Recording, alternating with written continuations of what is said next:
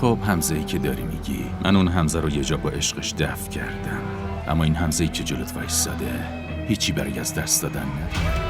حمزه این چه نمایشی؟ فقط دارم حسابمو تصفیه میکنم. اگه میخوای حسابتو تصفیه کنی پس با من بکنم. رومی این وسط تقصیری نداره. اون اینو یادت باشه، من هیچ وقت بین عشق خودم و خودت نذاشتم کسی بیاد. از این کار متنفرم. رومی میخواستم باهات حرف بزنم. من از ازدواج تو با حمزه راضی نیستم. و دلیل راضی نبودنت چیه؟ میخواستم بگم که چرا این رسم و رسومات الکی رو حذف نکنیم و مستقیم عقد و بعدش عروسی نگیریم. و بهتون قول میدم حتی اگه سرمم بره اما نمیذارم آبروی بابام لکه دار بشه. عشق کیا منه ها مهارا مهارا مهارا.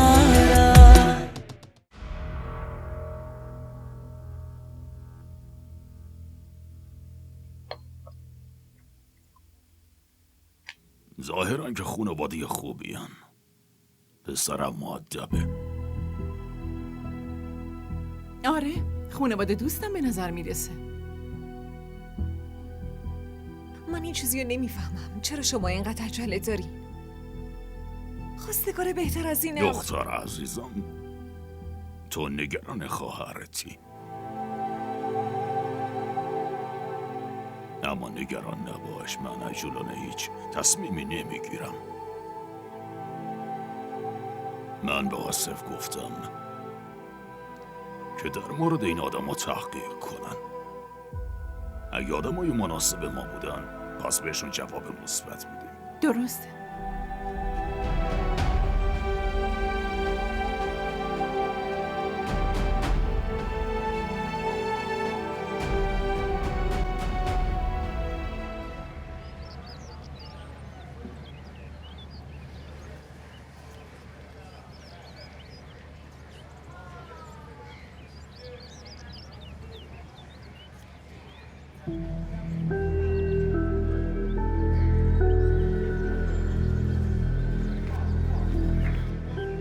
ببخشید حمزه میخوام باهات حرف بزنم. داره دیرم میشه. حمزه این چه نمایشی؟ نمایش هنوز شروع نشده. داری خیلی اشتباه میکنی. دارم بهت میگم تو داری خیلی اشتباه میکنی. اشتباه در حق من شده. به من خیانت شده.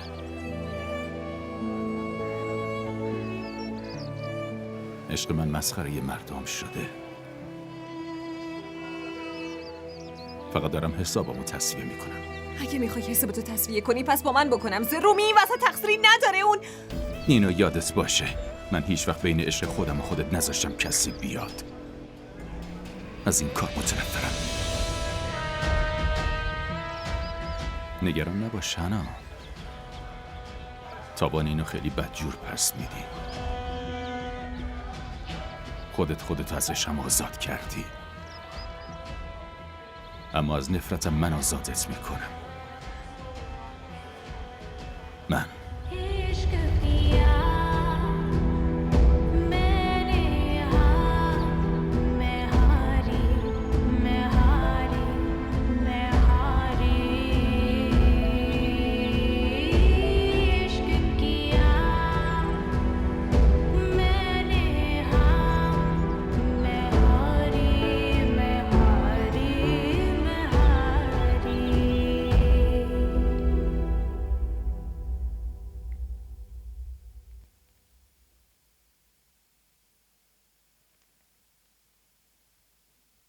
خب تو چی میخوای؟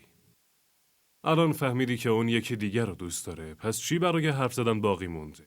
بابا نباید براتون مهم باشه که اون یکی دیگر رو دوست داره. برای شما این مهم باشه که من اونو دوست دارم. دیوونه شدی؟ فکر کردی که سمن با اون مخالفت میکنه و اونو وادار به ازدواج با تو میکنه؟ این امکان نداره آلیا. به خصوص بعد از اون تصادف اون هیچ کاری نمیکنه که بر علیه خواسته حمزه باشه.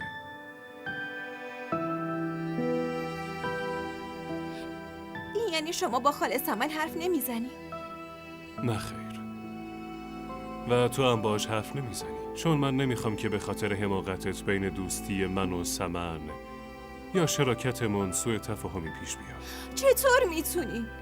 ببین آلیا، من فقط به این دلیل میگم چون صلاح تو همینه. آلیا دارم باهات حرف میزنم.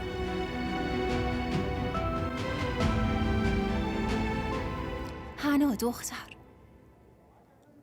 اگه از من میشنوی تو دلتو به دریا بزن و همه واقعیت رو به رومیسا بگو. حداقل اون نسبت بهت بدبین نمیشه. کاش این ممکن بود. و اگه هم ممکن بشه، نفرت حمزه رو چی کار کنم؟ اون همه چی از بین میبره. من نمیتونم این ریسک رو قبول کنم، اونم فقط برای نجات دادن خودم. و رومیسا، تو به خاطر نجات دادن خودت میخوای رومیسا رو بندازی تو دهن شیر؟ تو ذره‌ای هم نگران اون نیستی؟ نه خیر، به هیچ وجه. من توی دهن شیرم، نه رومیسا. این جنگ بین من و حمزه است. خب عزیزم، منم دارم همینو بهت میفهمونم. این که جنگ بین تو و حمزه است. و حمزه چطوری بهت میرسه؟ اون رومیسا رو وسیله‌ای برای رسیدن به تو قرار میده. من هنوزم بهت میگم تو برو همه واقعیت رو به رومیسا بگو.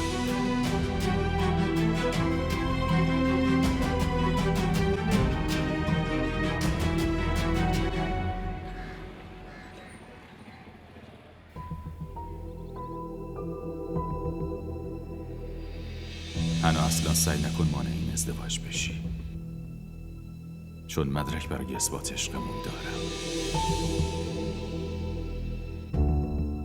من هنوزم بهت میگم تو برو و همه واقعیت رو به رومیسا بگو.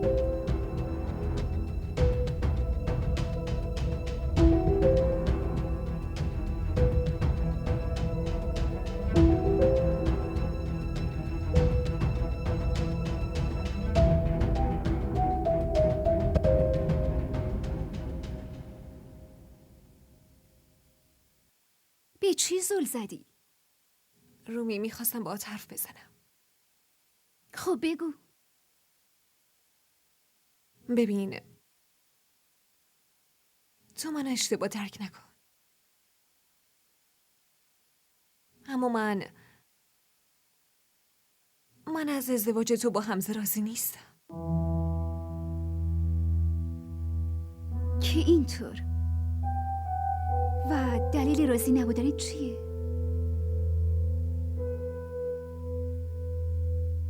اون خیلی عجیبه. حرفای اون به نظرم مبهم به نظر میرسه. تو یه جوری میگه انگار سالهاست اونو میشناسی. رومی، بعضی وقتا اونیه که سالهاست میشناسیم برای ما غریبه میشه. چی؟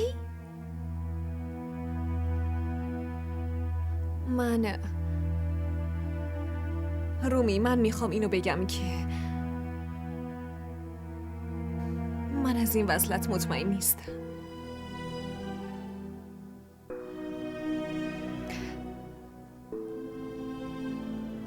ببین، اینو همش کار تقدیره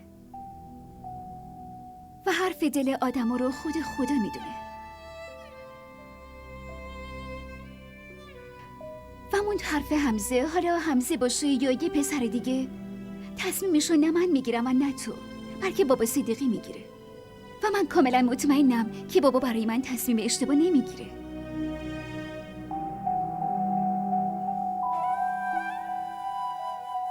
اما بازم اگه تو برای من میخوای یه کاری کنی برای اینکه خیرت راحت بشه، پس یه کاری میتونی.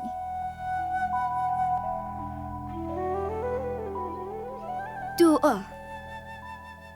تو میتونی دعا کنی که حمزه آدم خوبی باشه و من مطمئنم که خدا دعای تو رو در حق من اجابت میکنه.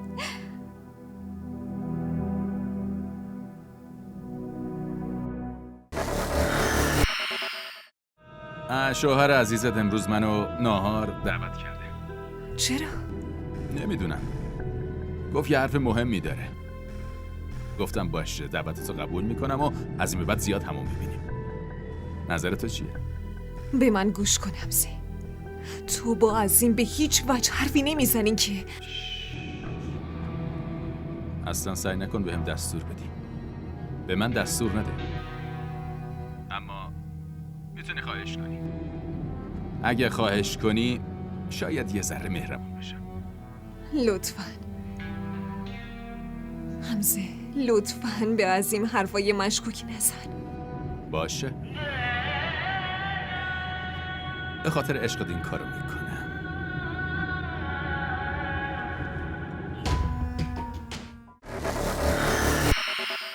آریا حتما در این مورد با خاور صحبت کرده. حتما. بالاخره پدرشه. اما خاور در این مورد با من حرفی نزد. چی میخواستی بگه سامان؟ اون آدم عاقلیه. شرایط رو درک میکنه. آره درسته که آلیا حمزه رو دوست داره. اگه از سمت حمزه هم یه نشونه یا شاید یه اشاره‌ای می بود، خب ما مخالفتی نداشتیم. اما این وضعیت برعکس شده. پس با وجود دونستنش خاور هیچ وقت حرف ازدواج این دوتا رو پیش نمیکشه. خالد، با این اتفاقایی که یهویی افتاد من خودمم شوکم. حمزه قبلا حتی یک کلمه هم در مورد رمیسا حرف نزده بود. آره، چون هیچ وقت حس نکرده بودم که بدون اون نمیتونم زندگی کنم و از زمانی که حس کردم دیگه نیازی نبود ازش دور بمونم.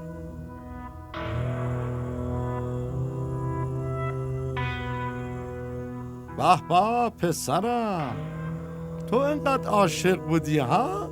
آفرین آفرین، پسر خودمی. اوه، یه چیز دیگه از خودم میخواستی. ببین تماس از اوناست. الو؟ بله، سلام علیکم.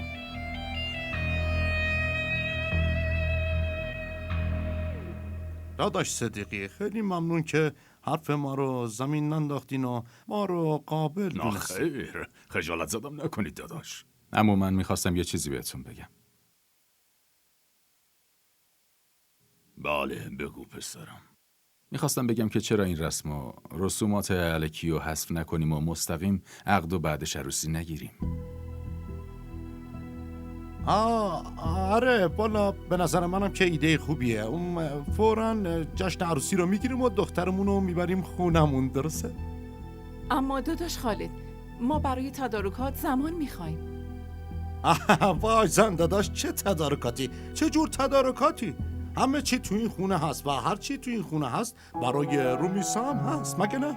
داداش خالد، ما برای مراسم عقد هیچ مخالفتی نداریم. حتی خوشحال شدیم که همچین نظری دارید. اما برای عروسی به زمان نیاز داریم.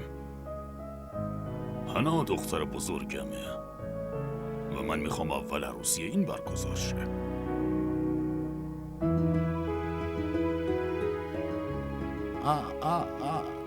درسته داداش جان، حالا که مسئله عروسی حناست من با نظرتون موافقم.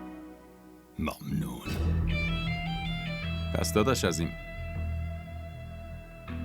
برنامه‌تون چیه؟ کی عروستون رو میبرید؟ خیلی زود. شما مثلا حرفی نزدید؟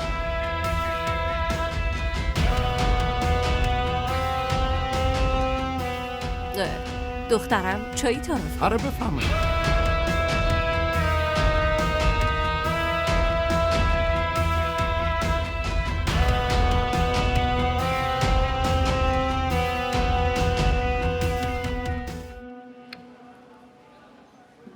اینطوری که دوچار مشکل میشن.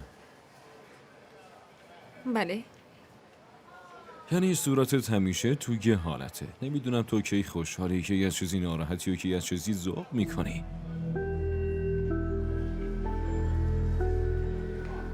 شما از حمزه خوشتون اومد؟ خوبه. منظورم اینه که خوشم اومد. خانواده‌ش هم آدمای خوبی هن. چرا؟ نکنه چیزی هست که تو رو اذیت میکنه؟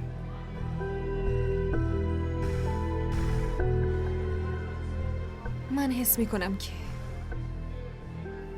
توی این مسئله یه خورده عجله کردی.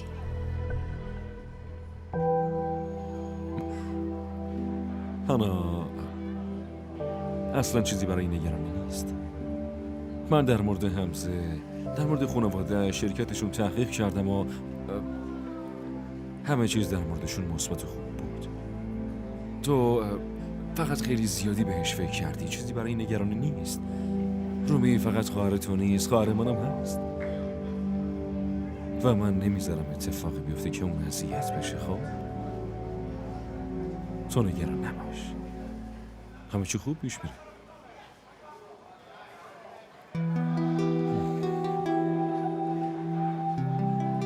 حداقل الان حالت صورت تو عوض کن.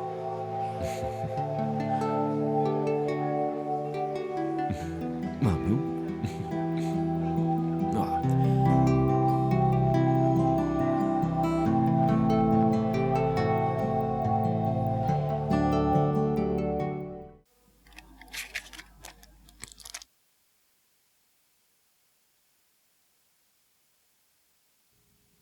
چی؟ گلاب چامن آوردید؟ بابا دارم بهتون میگم همین الان بهشون زنگ میزنید و این وسط رو به هم میزنید. وای دختر تو دیوونه شدی؟ گلاب چامن؟ بابا صدیقی اونا که شیرینی درست حسابی نفرستادن تو خونهشون با دختر چی کار میکنن؟ آره دخترم اینو درست میگی. آره؟ بیا اینجا کنارم بشین. بشین. بیا بشین دیگه. گلاب چامن برام فرستاده. ببین دخترم الان دیگه نامزد شدی ماشاءالله. خدا رو شکر. پس من میخوام زیاد نه، فقط یه خورده جدی رفتار کنی. آره دخترم، بابات راست میگه. هر خونه ی اصول و قوانین خودشو داره. درسته. شما یه کاری کنید، یه لیست از قوانین اون خونه برای من بیارید و بر اساس اون آماده میشم و بهتون قول میدم حتی اگه سرمم بره اما نمیذارم آبروی بابام لکه دار بشه. ممنون. اما برای گلاب چامن نمیبخشمشون. انتقام اینو حتما ازشون میگیرم. آدمای خسیس. باشه این بار به خاطر من اونا رو ببخش. خدا برات شیرینی میگیرم. واقعا؟ چقدر؟ 1 کیلو. نه خیر بابا، 2 کیلو. نه 3 کیلو. 3 کیلو کافیه باشه. کل مغازه رو براش بیاریم. جون شما همیشه به من گیر بدید. اما ما تصمیم داشتیم که بعد فارغ التحصیلی حنا جشن عروسی بگیریم. اما دیروز حرفی که با خانواده حمزه زده شد، بعد اون من با پدرم صحبت کردم و یه راه حل پیدا کردیم. البته اگه شما مناسب بدونیم. آره پسرم، چایت سرد شد.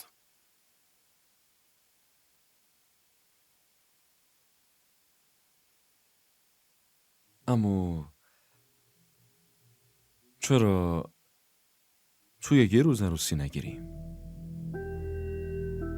یعنی هر دو جشن رو با هم بگیریم. پدرم هم همین نظر رو داشت. میگفت عروسی گرفتن برای هر دوشون توی مدت کوتاه خیلی سخته. با این کار کمی بار از رو دوشتون کم میشه. و اما اون طرف فارغ التحصیلی حنا که بعد عروسی ادامه میده. من هیچ مخالفتی ندارم پسرم. خودم داشتم به این فکر میکردم که درست نیست قبل از حنا برای رومی عروسی بگیرم. اما اگه شما اجازه بدید و مناسب بدونین، من با حمزه و خانواده‌اش حرف بزنم. البته خودتونم میتونید حرف بزنید، بازم هر جور خودتون صلاح میدونید. نه پسرم، شما حرف بزنی یا من فرقی نمیکنه. تو دیگه پسر این خونه ای. بهت اجازه میدم. ممنون.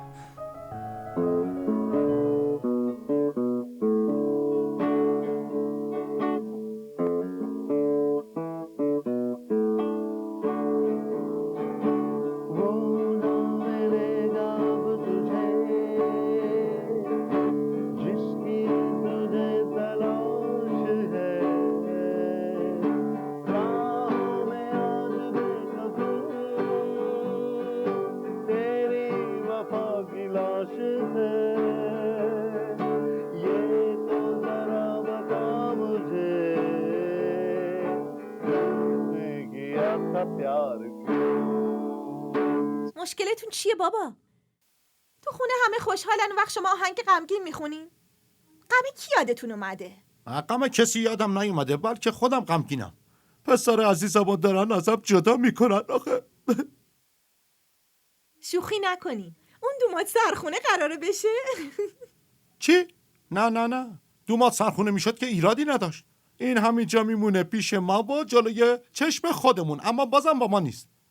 بعد از ازدواج عوض میشه. حالا میبینی فقط دور و اطراف رومیسا میچرخه. دیگه نه بابا میشناسه، نه مامانشو، نه خواهرشو. میبینی؟ حالا میبینی؟ امان از دست شما بابا. دقیقا همینطوری میشه بابا. من خوشحال شدم از الان اینو فهمیدین. خب راستش اگه از لحاظ ذهنی آماده باشین کمتر اذیت میشین.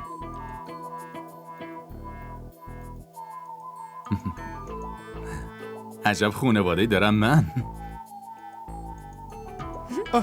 شنیدی؟ تو شنیدی؟ شوخی الان کرد من بابا. چی کار کنم؟ تو بگو من شما چی کار آهنگ کنم. غمگینتونو بخونین. آهنگ غمگینتونو بخونین. باشه بابا، باشه. بابای. شما دو تا ظالم.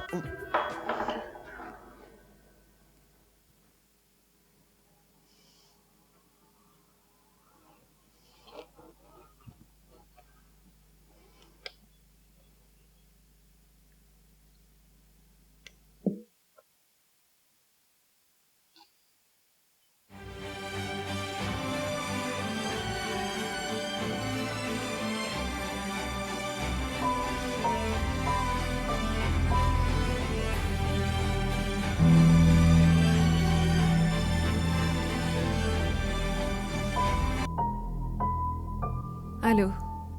سلام. شوهر عزیزت امروز منو ناهار دعوت کرده. چرا؟ نمیدونم. گفت یه حرف مهمی داره. گفتم باشه، دعوتتو قبول میکنم و از این به بعد زیاد همون میبینیم. نظر تو چیه؟ به من گوش کن حمزه. تو با عظیم به هیچ وجه حرفی نمیزنین که. اصلا سعی نکن بهم دستور بدی. به من دستور نده. اما میتونی خواهش کنی. اگه خواهش کنی شاید یه ذره مهربون بشم. لطفاً حمزه، لطفاً به عظیم حرفای مشکوکی نزن. باشه، به خاطر عشقت این کارو میکنم.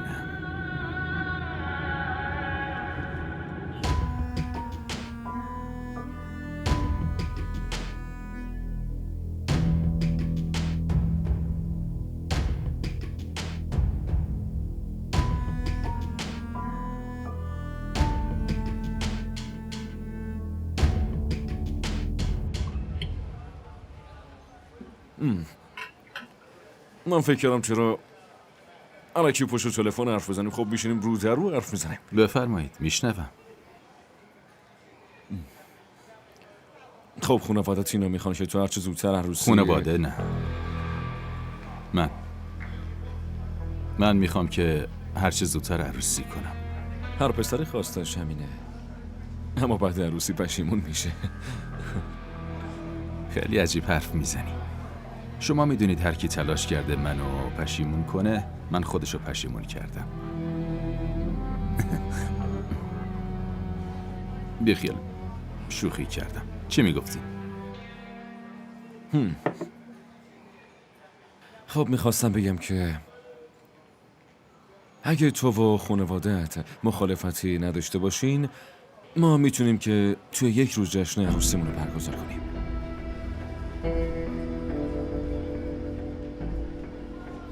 من هیچ مخالفتی ندارم، اما شما از حنا بپرسید. یعنی چی؟ یعنی اینکه دخترها یه خورده حساسن. میدونی که روز خاصیه براشون. شاید نخواد این روز رو با کسی تقسیم کنه. نه اون هیچ مخالفتی نمیکنه. اما هم با این تصمیم موافقه. پس درسته. منم موافقم. منم هیچ مخالفتی ندارم، اما یه شرط دارم. اگه ازتون یه چیزی بخوام بهم میدی؟ چی؟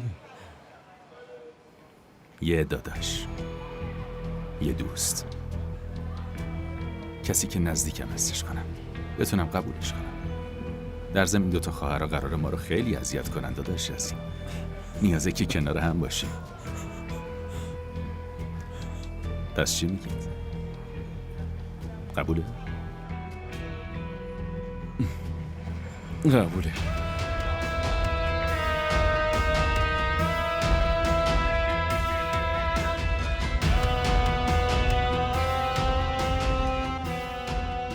نه این ممکن نیست. من یه عالمه نقشه داشتم همشون نابود میشه. ایده کی بوده؟ این ایده کی بوده؟ ببین دختر، نیازی نیست مسخره بازی در بیاری. حنا، همش من دعوا کنم یا تو هم یه چیزی میگی؟ بابا ببینید لطفاً، من میخواستم توی عروسیش برقصم، لذت ببرم. باید از داداش عظیم یه عالمه پول میگرفتم مگه نه؟ الان کی ازش پول میگیره؟ اگه من اون روز عروس باشم پس کی این کارو بکنه؟ دخترم، هیچکی منت نمیکنه که این کارا رو نکنی. دارم فکر میکنم وقتی هر 2 تاتون از این خونه برید اینجا سوت و کور میشه. بابا حالا لازم نیست این حرفا رو بزنید. اگه منو احساساتی کنید سر سفره عقد بله رو نمیگم. آفرین، شما بخندید، اینم پروتر کنید.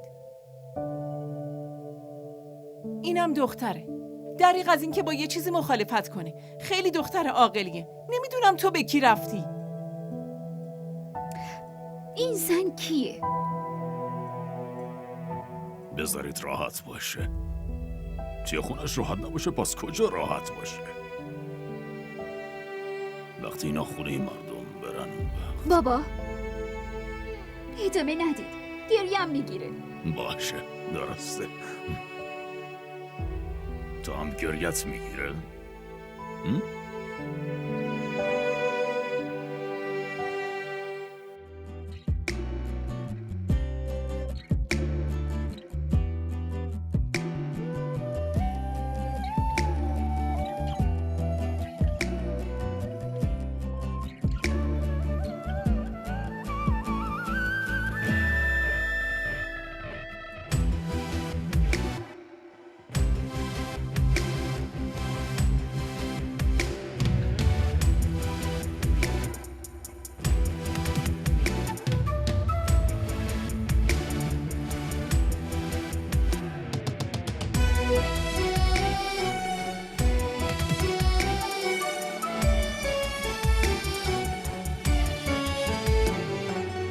سر خود بودنم حدی داره.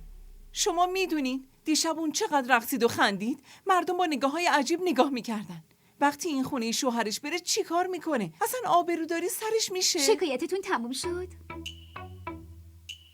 این حرف رو به خودم رو در رو بزنید. مثل ترسو پشت سرم حرف نزنید. دخترم، مامانت درست میگه. چی رو درست میگه؟ خب عروسی خواهرشه، رقصیدنش ایرادی نداره. خب معلومه دیگه. من به خاطر خوشحالی حنا میرقصیدم. آقا خواهر من عروسیشه، من نرقصم کی باید برقصه های؟ اینجور اگه باشه حنا هم باید میرقصید. اینم عروسی خواهرشه، اما ساکت سر جاش نشسته بود. خب حنا از عروسی من خوشحال نیست، اما من از عروسیش خوشحالم. حرفای مزخرف نزن. پاشو حاضر شو. خواهر شوهرت زنگ زده. میخواد برین خرید. وای، پس قراره خوش بگذره. گفتی خرید یادم اومد. برای حمزه لباس و کفش و این چیزا. انا دخترم تو یه کاری بکن. با عظیم حرف بزن و با حمزه برید خریداش انجام بدید. فکر میکنم فرصت کم باشه. یه لیوان آب بیار لطفا. خرید؟ میخواید خرید برید ها؟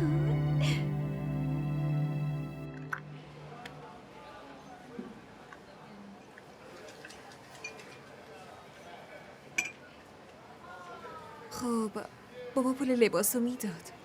حتما لازمه باهاش بریم خرید.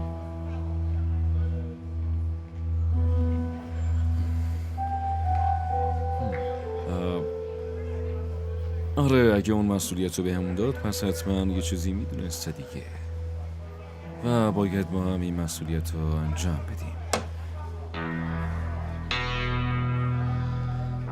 از یه طرفم خیلی خوبه. اگه این ور قضیه رو ببینی به سلیقه خودت برام خرید می‌کنی.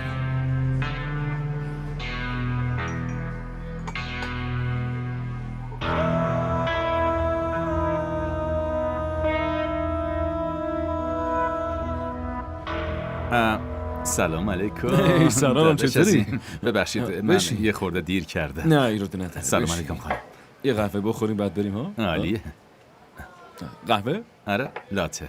ببخشید یه لاته لطفا. ممنونم.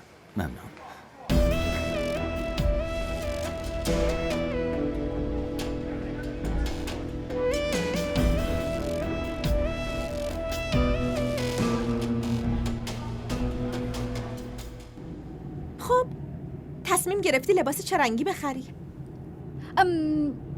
داشتم فکر میکردم نقره‌ای یا صورتی هم میتونه باشه و بنفش. آروم باشی، فقط یه روز عروسی میکنی.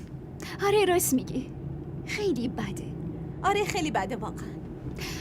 یه کاری میکنیم، سر سفره عقد لباس صورتی میپوشم. باشه. بعدش هم من فوری میرم داخل و تو مهمونا رو به حرف میگیرم. درسته. من میرم نقره‌ای رو میپوشم و بعدش هم موقع خدافزی بنفشه رو. درسته؟ خیلی متاسفم که برنامه‌تو به هم میریزم. مامان گفته 2 تا لباس بخریم، یکی واسه عروسی یکی واسه ولیمه. اما این خیلی اشتباهه. خیلی اشتباهه واقعا که بهت بی‌انصافی میشه. بی‌انصافی میشه. اما مامان در مورد پولش حرفی نزد. که اینطور یه لباس گرون میخوابیم درسته؟ درسته. آره دامندار بزرگ. دامندار.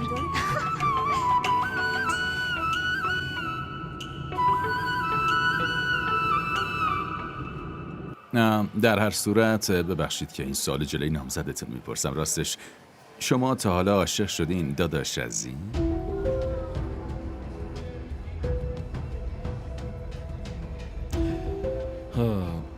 آره بعد هفته.